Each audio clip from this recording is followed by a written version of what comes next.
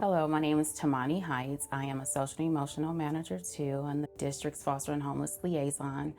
I love what I do because we are able to service students identified as foster and unhoused within the districts.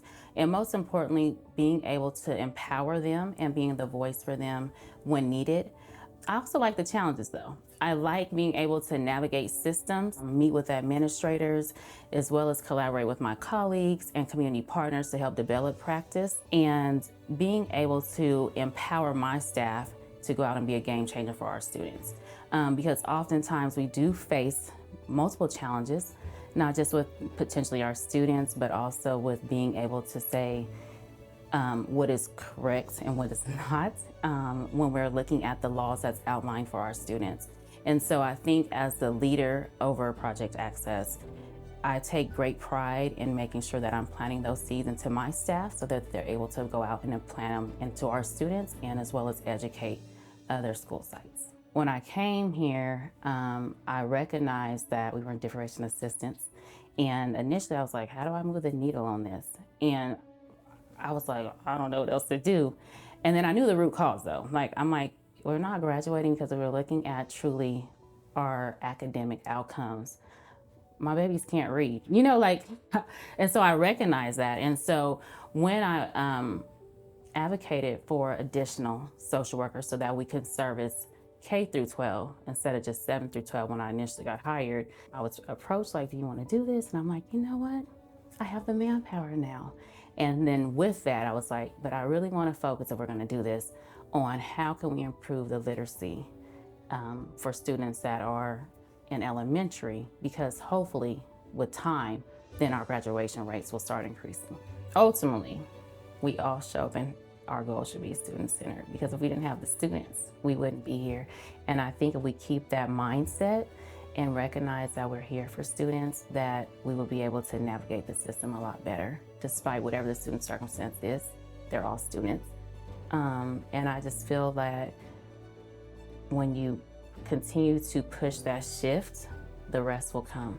And then the students will also be able to tell you what they need. So their voice is important, but we don't know it all as adults.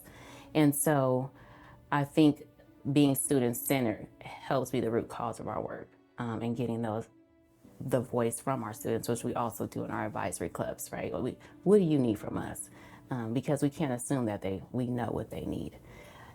In that work, it's also helped us be more preventative in getting that feedback, because we can do a whole outline, but we're not doing with, we're doing to. And I always think it's important that we do with, because I may not know what you need and you may not know what I need. But if we sit in a room together, then we'll have that understanding, and then we'll be able to look at the outline and say, how can we be more preventative? And so that we're intervening early and not adding interventions later. My name is Samuel Polanco. I am the founding principal of Sanger West High School here in Sanger Unified School District. We are the second comprehensive high school in Sanger Unified's history, and it's been an honor to be able to work with our great students and staff to open up this campus for our students. Yeah, so part of, again, living through my why statement is, again, give students a place where they're cared for. And that was part of the goal when we opened this campus. As I sat back and thought, what type of school do we want to create for our community and for our students? That was one of the biggest ones. I wanted students to feel seen, to feel heard, and most importantly, feel loved. And that's something that I tell our students and our staff every single morning in our morning announcements. I tell them that if nobody's told them they love them today, Mr. Polanco is telling them that he loves them. And for me, that is a challenge that I have to make sure that I live up to the words that I say to them every morning through my actions, supporting them in the classroom, supporting them with things that they would need. They have a flat tire on their bike, I'll help them fix it and take them to the bike shop to get that bike repaired so that they can get to and from school and remove those barriers for them. I stay as engaged with my students as possible. I'm a kid at heart still, and I love just being around them. And for me, it's how can I stay the most connected to them and to be, relevant to them and to have those authentic conversations. And, various things we do, I'll go play drums with our drum line or go sit in math classes and have students educate me on things.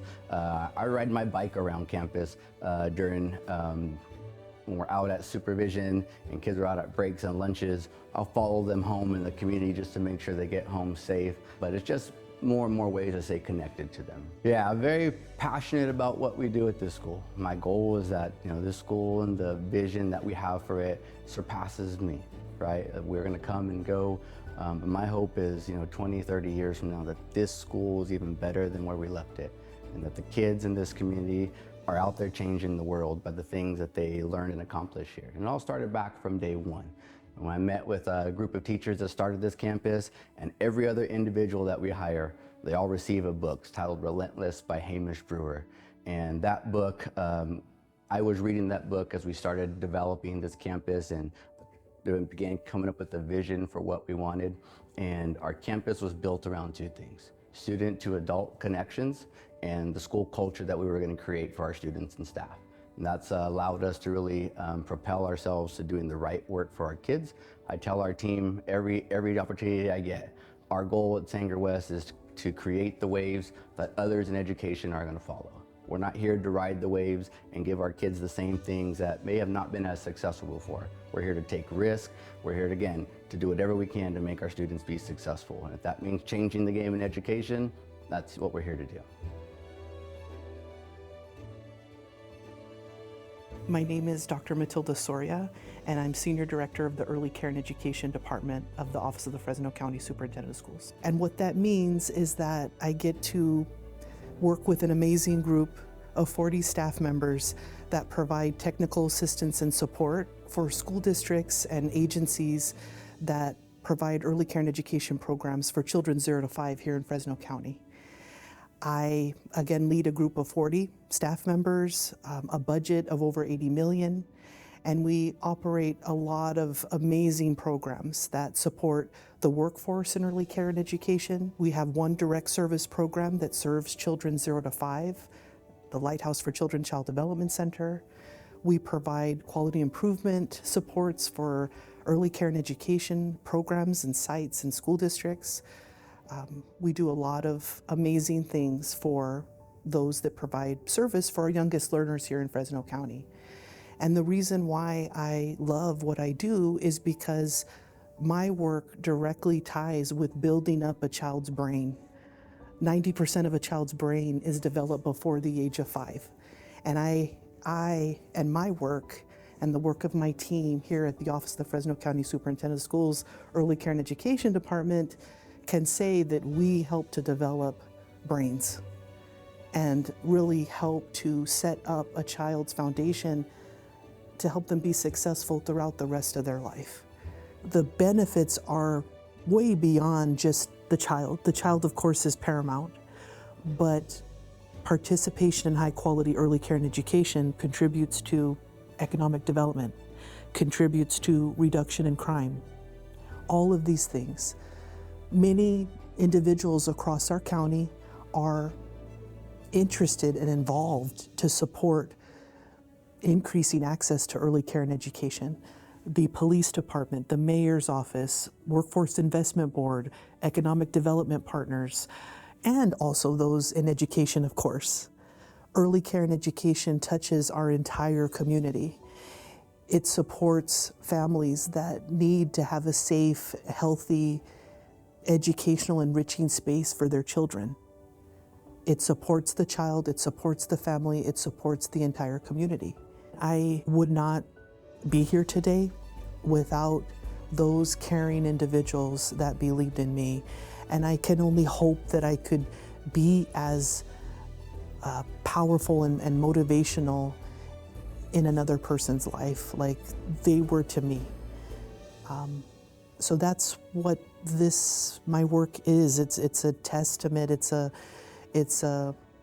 love letter to Fresno and to all of the agencies and individuals that invested in me and others like me.